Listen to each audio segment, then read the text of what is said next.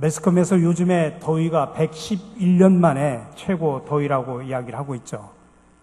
여름 내내 기록적인 무더위라고 하더니 역대 고온 기록을 다 갱신했습니다.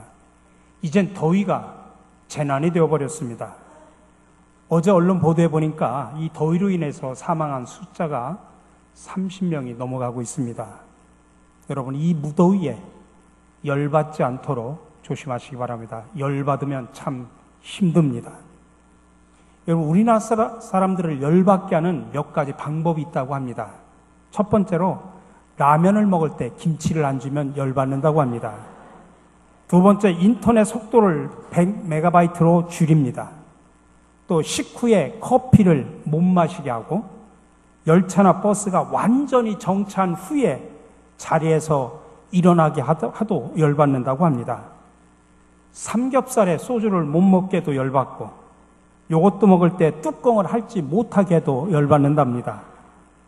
화장실 갈 때 핸드폰을 못 갖고 들어가도 열받고 엘리베이터 타면은 문 닫기 버튼을 누르지 못하게 해도 열받는다고 합니다. 성질이 급하니까 그래요. TV를 틀어주면서 리모컨을 안 줘도 열받는다고 합니다. 이러저러한 열받게 만드는 일이 이것만 있겠습니까? 이 무더위에 여러분 열받지 마시고 항상 시원한 바람을 쐬시면서 살아가시기를 간절히 바랍니다. 그리고 이웃들에게도 시원한 냉수 한 그릇 같은 그런 사람들이 되시기를 간절히 바랍니다. 저는 오늘 제가 이 본문 말씀을 가지고 매년 제가 이 말씀을 가지고 여름에 한철 제가 이 말씀을 가지고 여러분들에게 드립니다. 지난해 했던 거 또 해도 여러분들 모르십니다.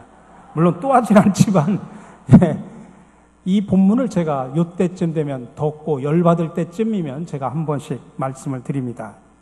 오늘 본문 말씀해 보니까 마음을 시원하게 하는 얼음 냉수 같은 사람이 있다라고 표현합니다. 이 무더운 여름에 시원한 얼음 냉수 한번 떠오르면 얼마나 기분이 시원해집니까? 아마 요즘 시대는 이 말이 그렇게 가슴에 확 와닿지는 않을 겁니다.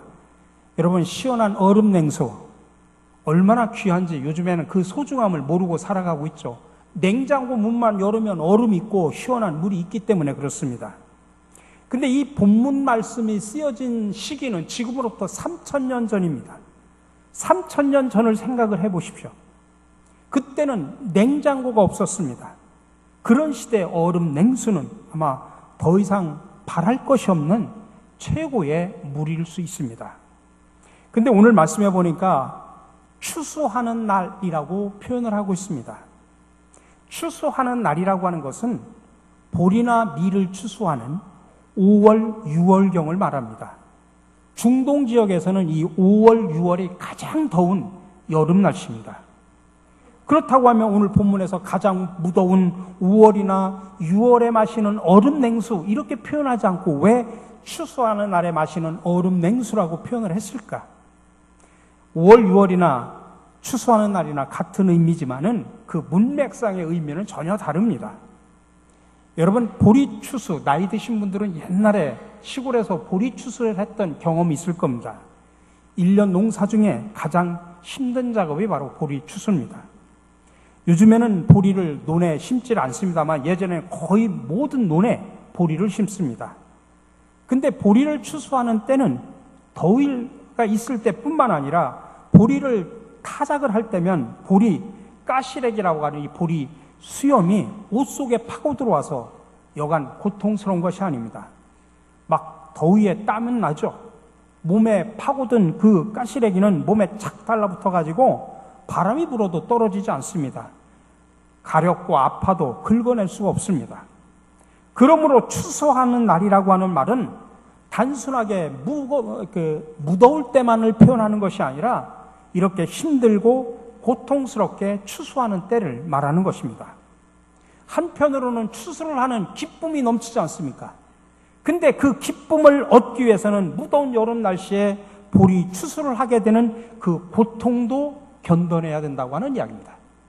그러니까 5, 6월 무더운 날에라고 표현하지 않고 추수하는 날에라고 표현하는 것은 기쁨과 함께 그 기쁨을 갖기 위한 고통까지도 포함하고 있는 그런 이야기입니다. 바로 그런 때에 시원한 얼음 냉수 한 그릇은 아마 세상 그 무엇과도 비교할 수가 없을 겁니다. 솔로몬 시대에도 뜨거운 여름에 얼음을 먹었다고 합니다. 솔로몬 왕궁에는 이스라엘 북쪽에 있는 레바논의 높은 산이나 헬몬산의 만년설, 저게 지금 헬몬산입니다. 골란고원에서 바라보는 헬몬산입니다. 거기에서 채취한 얼음을 잘 보관해서 그것을 물이나 음료수에다가 타서 먹었다는 것입니다. 근데 사실 솔로몬 왕궁에서는 그런 얼음 냉수를 마실 수 있었지만은 일반 평민들에게는 꿈도 꿀 수 없는 이야기죠.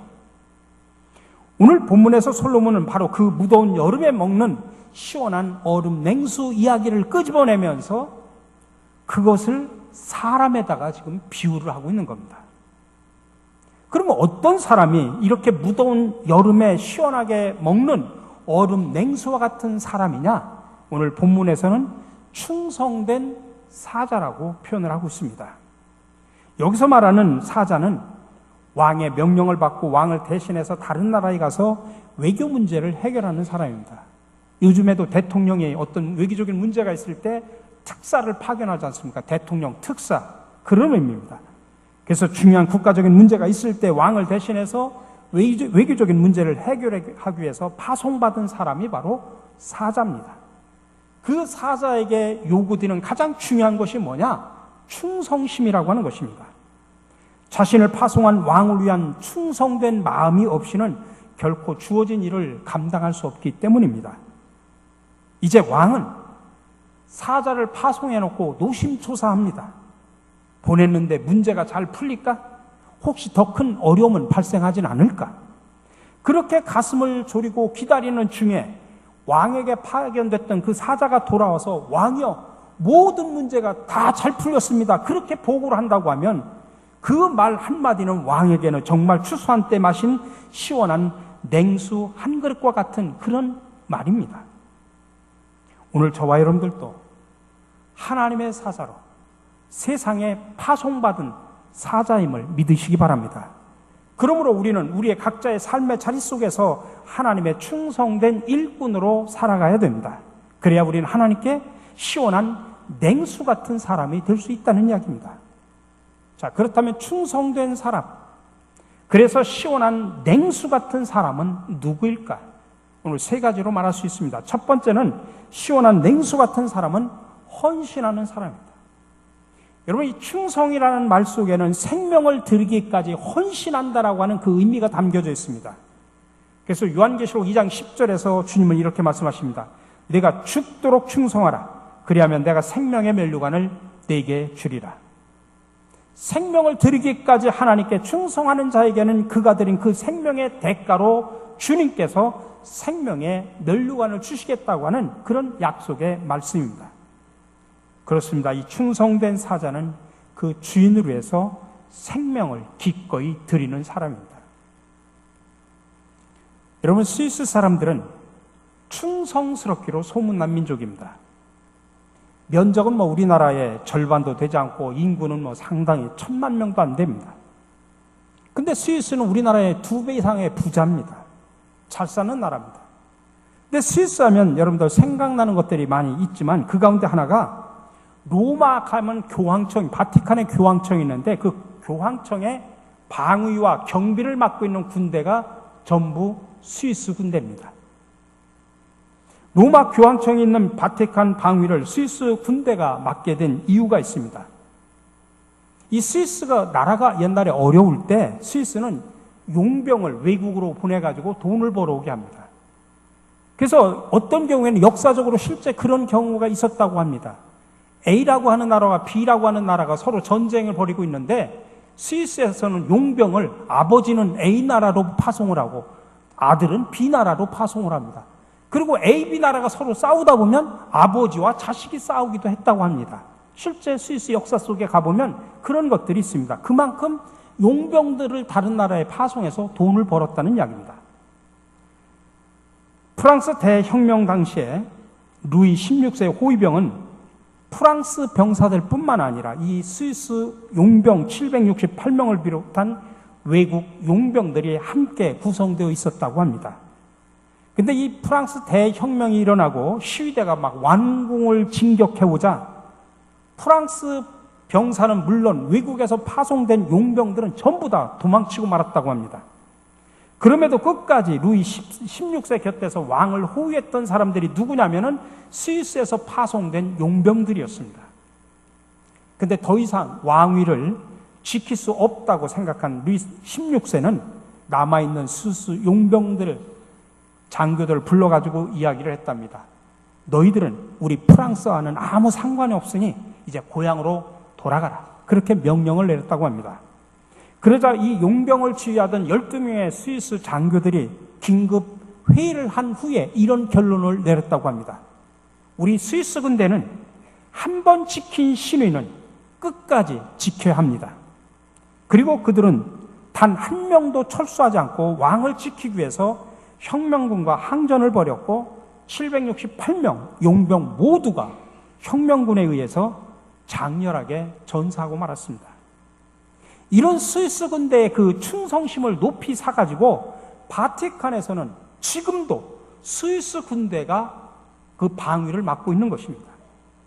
스위스 군대는 자기들에게 맡겨진 일에 대해서는 목숨을 걸고 신의를 지켜준다고 그렇게 인정을 받았기 때문입니다.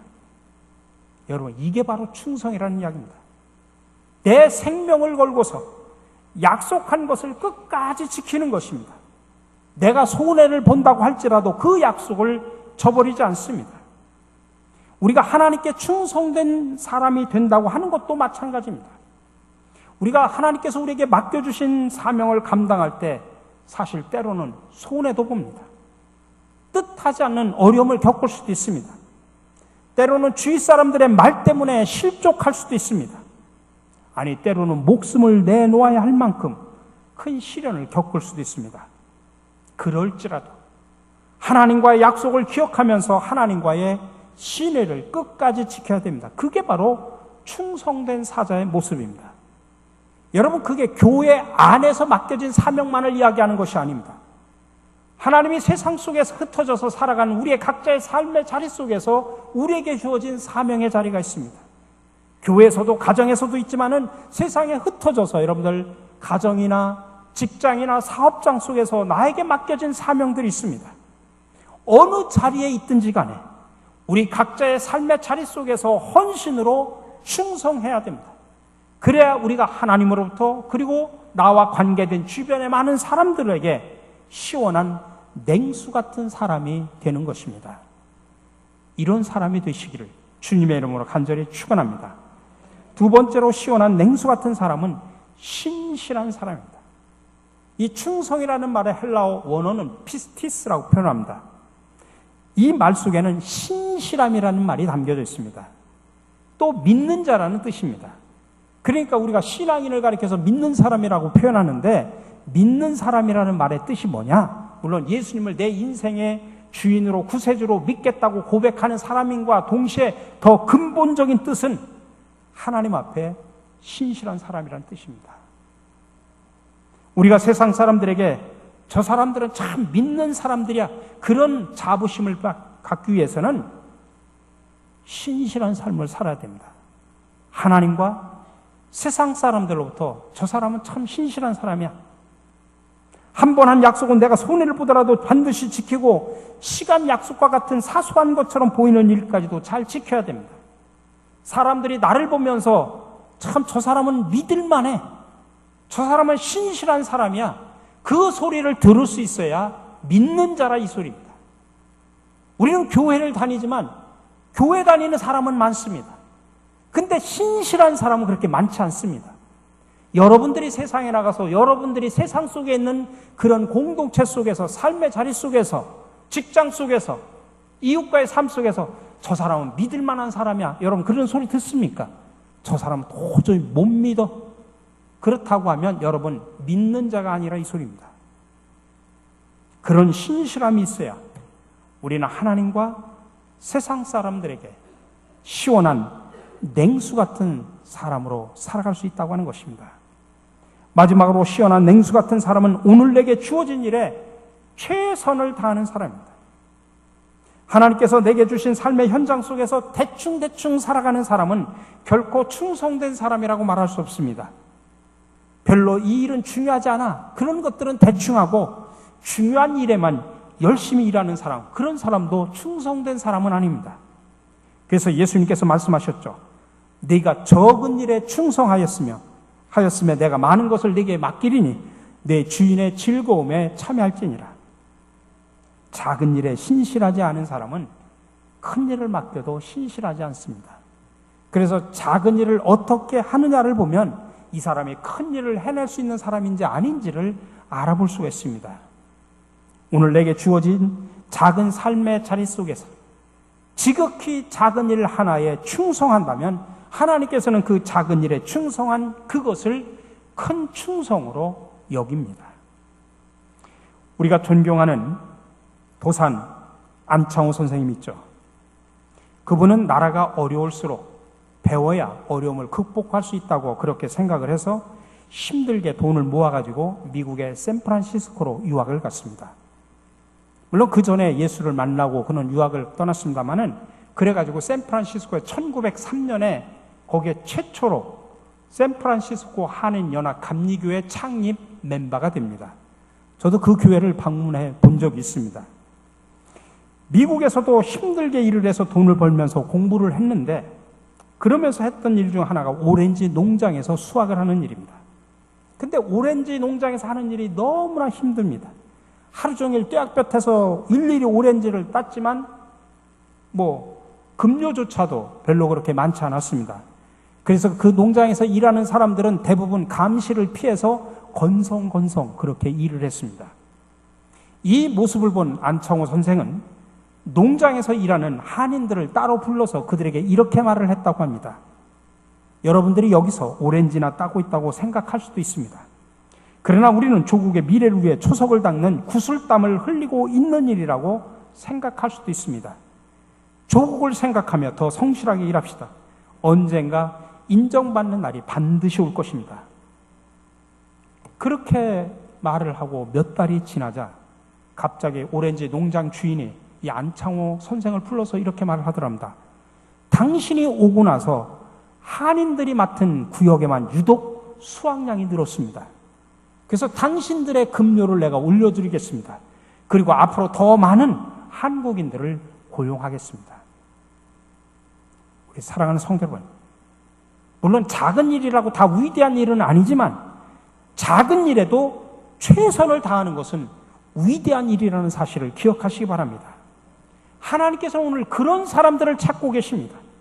뭔가 큰 일을 이룬 사람보다는 오늘 내게 주어진 일에 비록 작고 보잘것없는 것이라고 할지라도 최선을 다하는 사람, 다른 사람이 알아주지 않아도 묵묵히 성실하게 그 일을 감당하는 사람, 내게 주신 세상 속에서의 사명의 현장에서 나를 그곳으로 보내주신 주님의 기쁨이 되겠다는 그런 생각으로 열심히 살아가는 사람, 하나님께서는 바로 오늘 그런 사람들을 찾고 계심을 기억하시기 바랍니다.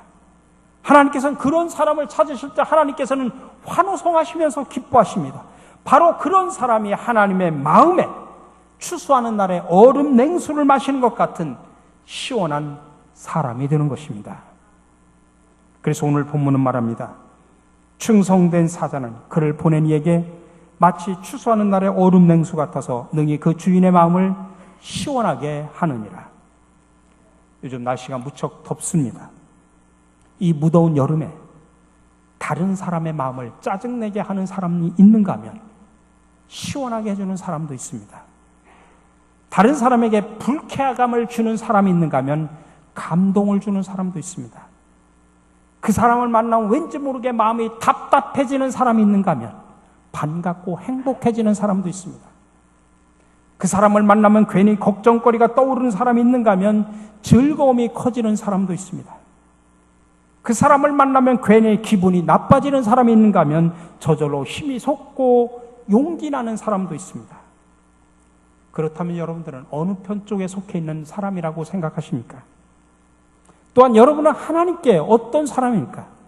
하나님의 마음을 시원하게 해드리는 사람입니까? 아니면 하나님의 마음을 열받게 하는 사람입니까? 추수하는 날에 시원한 얼음 냉수 같은 사람입니까? 아니, 추수하는 날에 오히려 더 열받게 만드는 사람입니까? 7월에 꾸는 꿈이라는 글이 있는데 저는 그거를 7월을 8월이 되어서 8월에 꾸는 꿈으로 바꿔서 말씀을 드립니다. 바라건대 8월에는 목마름에 허덕이는 일 없이 시원한 냉수 같은 사람 곁에 있었으면 좋겠습니다. 뜨거운 태양볕에 온몸이 녹아내리는 일 없게 나무 그늘 같은 사람 곁에 있었으면 좋겠습니다. 걷다가 길을 잃어 당황할 때 말없이 두 손 잡아주는 심성 고운 어머니 같은 사람 곁에 있었으면 좋겠습니다. 고단하여 주저앉고 싶을 때 온화한 미소로 보듬어주는 사랑 가득한 사람 곁에 있었으면 좋겠습니다. 새 노트에 첫 줄을 잘못 써 지워버리고 싶을 때 기꺼이 지우개가 되어주는 사람 곁에 있었으면 좋겠습니다. 내가 무엇을 꿈꾸는지 들여다 보아주고 가슴에 손을 얹어 쓰다듬어주는 사람 곁에 있었으면 좋겠습니다. 나도 당신에게 내가 꿈꾸는 그런 사람으로 곁에 있겠습니다. 우리 사랑하는 성도 여러분, 저와 여러분 모두가 하나님과 이 공동체와 또 각자의 삶의 자리 속에서 헌신과 신실함과 최선을 다함으로 인하여 이 무더운 여름날에 시원한 냉수 같은 사람으로 살아가시기를 주님의 이름으로 간절히 축원합니다. 사랑의 주님, 날씨가 무척이나 덥습니다. 그래서 사람들이 사소한 일에 열을 받기도 합니다. 그러나 날씨뿐만 아니라 나의 불성실과 나태함 그리고 게으름으로 인해 하나님과 이웃을 열받게 하며 살아왔음을 이 시간 솔직히 고백하고 참회하오니 용서하여 주시옵소서. 이제 모든 일에 신실함과 헌신 그리고 최선을 다함으로 인하여 추수하는 날에 시원한 냉수 같은 사람으로 살아가게 하여 주시옵소서. 죄악으로 열받는 세상에 오셔서 십자가의 희생으로 시원한 생수가 되어주신 예수 그리스도의 이름으로 기도드립니다. 아멘.